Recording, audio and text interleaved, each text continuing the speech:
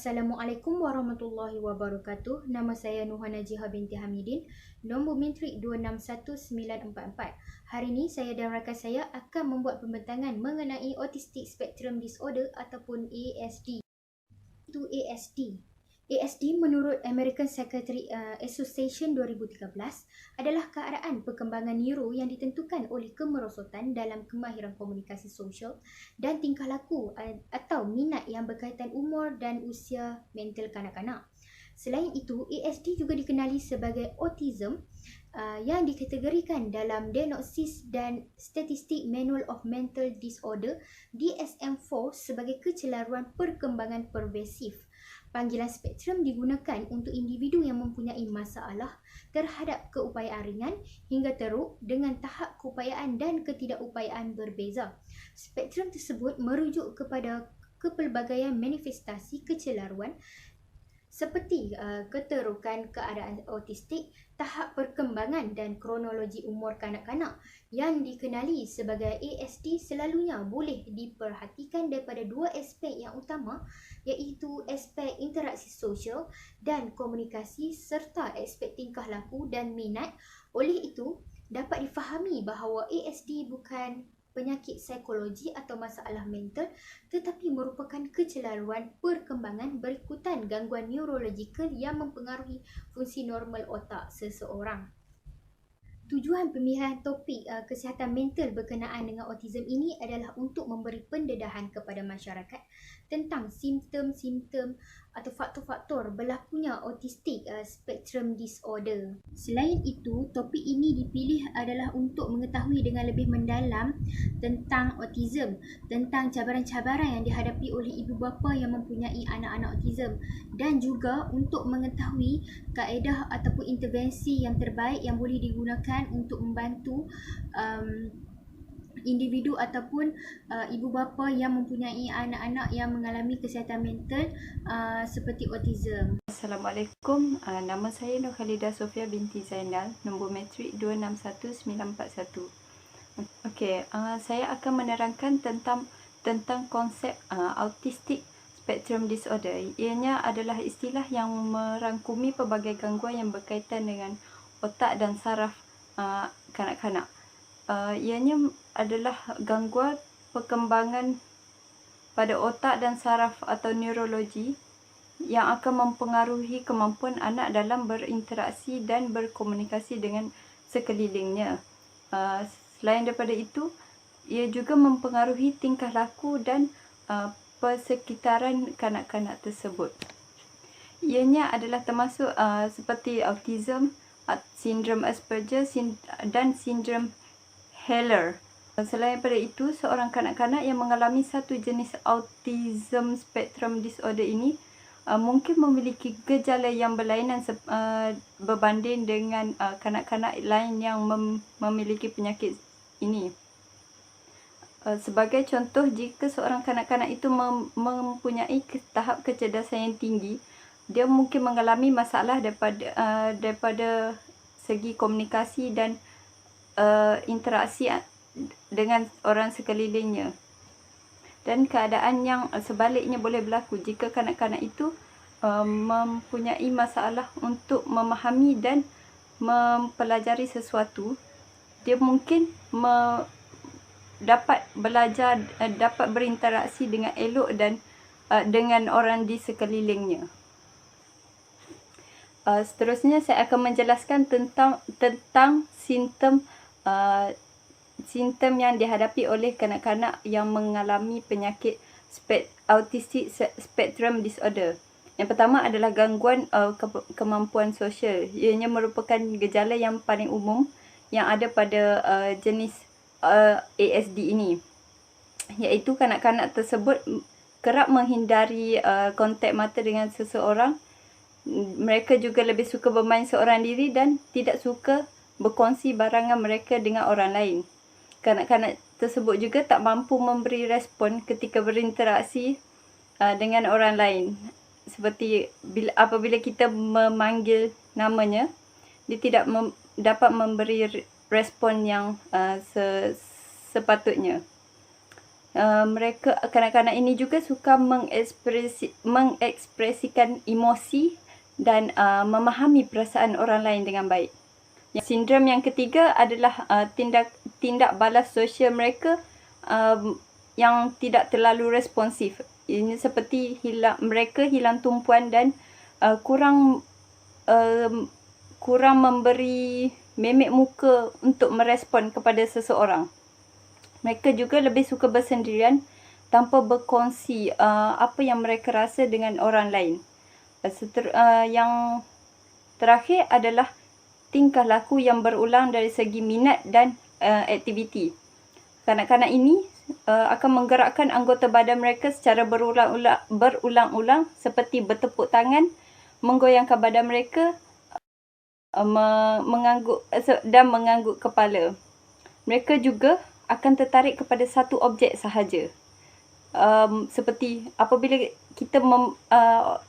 ibu bapa mereka memberikan satu mainan, mereka akan bermain permainan tersebut dalam satu jangka masa yang panjang.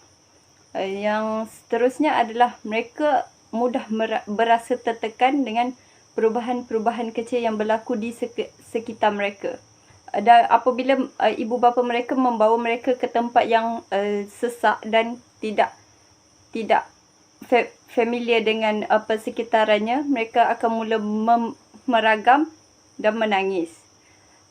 Seterusnya adalah komplikasi yang berlaku kepada kanak-kanak tersebut, iaitu pada peringkat awal kanak-kanak tersebut akan bertindak secara agresif, hyperaktif atau panas baran.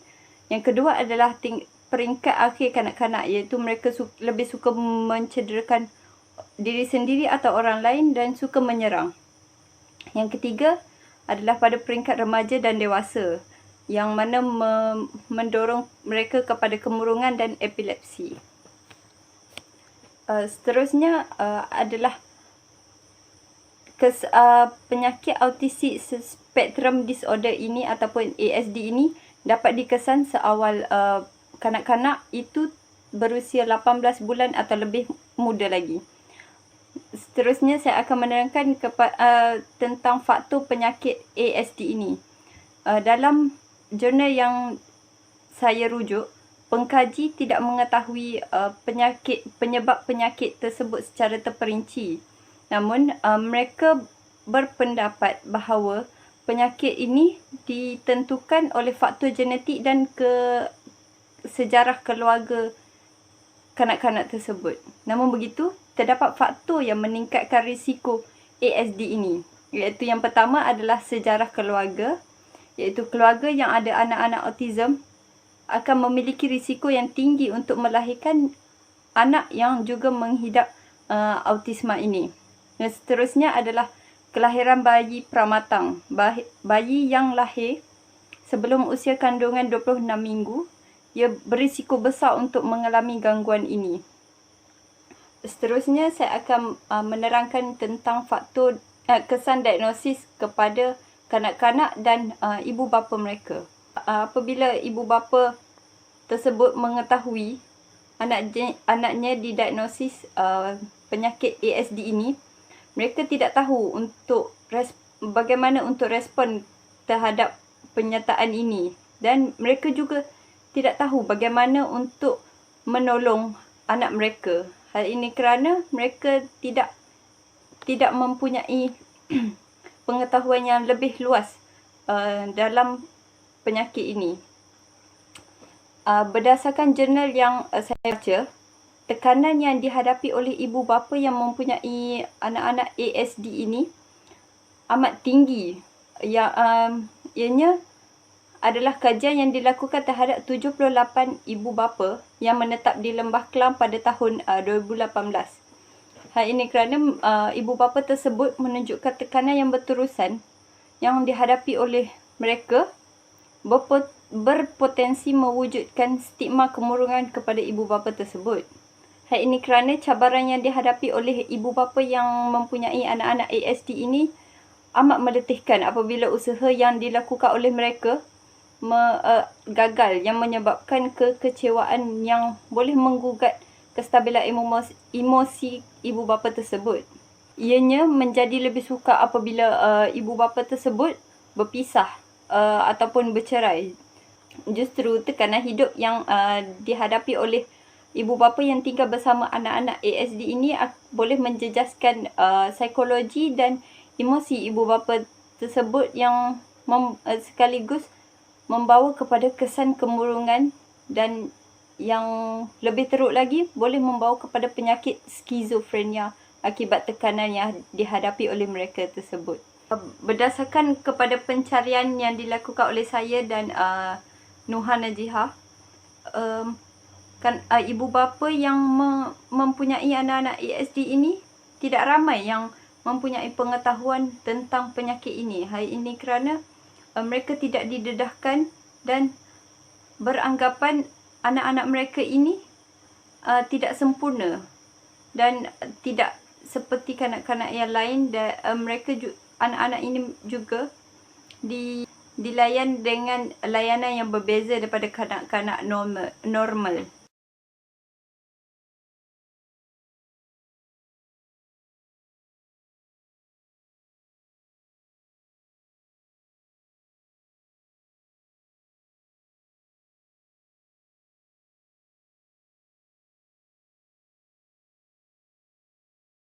Tisu 2015 di Amerika Syarikat, simptom ASD mampu bertambah baik dengan peningkatan umur dan rawatan intervensi anak-anak autism.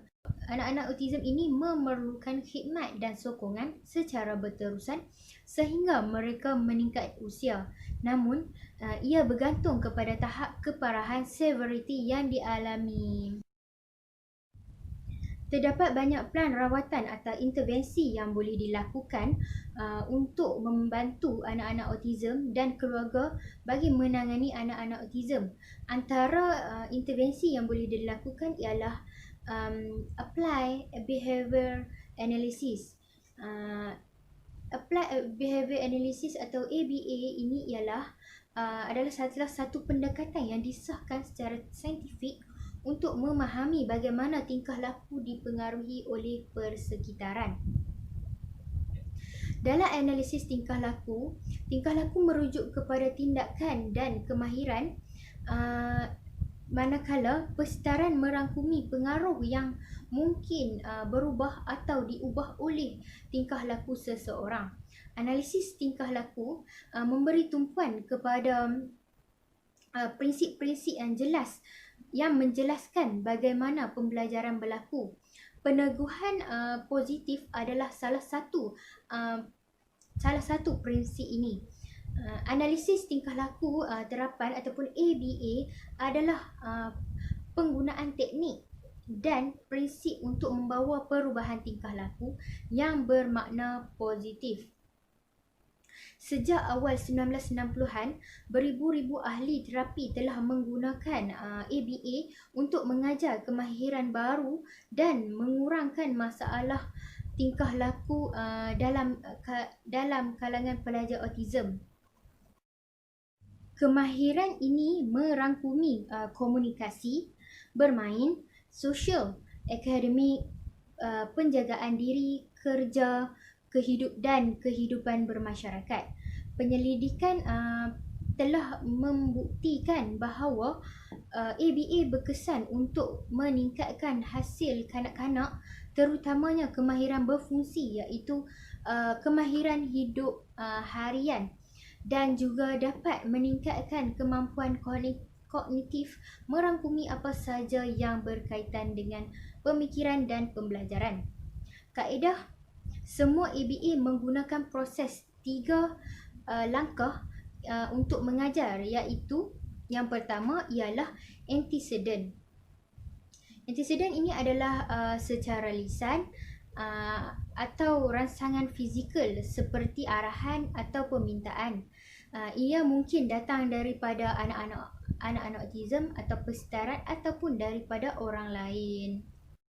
Kaedah ABA yang kedua ialah tingkah laku yang dihasilkan. Tingkah laku yang dihasilkan ini merupakan tindak balas anak anak-anak autism atau kekurangan tindak balas terhadap antecedent.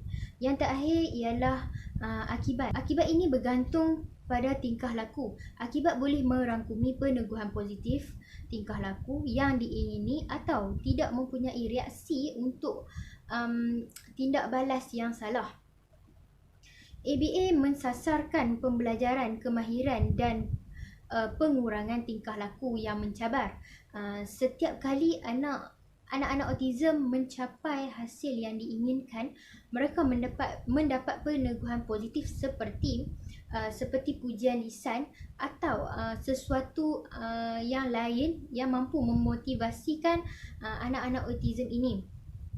Akhir sekali, kaedah intervensi secara analisis tingkah laku ataupun ABA ini merupakan kaedah yang berkesan kerana mampu untuk membantu ibu bapa mengetahui mereka mempunyai anak autism.